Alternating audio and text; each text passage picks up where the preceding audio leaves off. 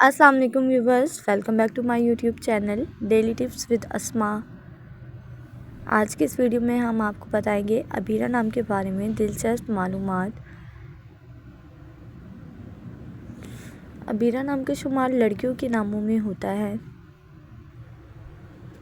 अबीरा एक इस्लामी नाम है। अबीरा नाम की इब्तदाई तारीख अरबी ज़ुबान से निकलती है। अबीरा नाम की लड़कियों के लिए खुशकिस्मत नंबर 8 माना जाता है। माहिरीन के मुताबिक अबीरा नाम की लड़कियां बहुत खिदमत गुजार होती हैं। अबीरा नाम का मतलब है खुशबूदार, महक। अबीरा नाम की लड़कियों के लिए खुशकिस्मत दिनों में मंगल और जुमेरात का दिन शामिल है। अबीरा नाम के अफराद के लिए मुवाफिक रंगों में सुर्ख और बनफशी रंग शामिल है। अबीरा नाम के अफराद के लिए मुवाफिक पत्थरों में रूबी पत्थर शामिल है।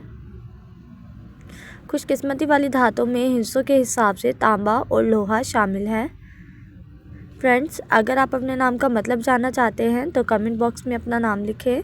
इंशाल्लाह हम आपके नाम की वीडियो ज़रूर बनाएंगे। Thanks for watching. अल्लाह हाफिज़।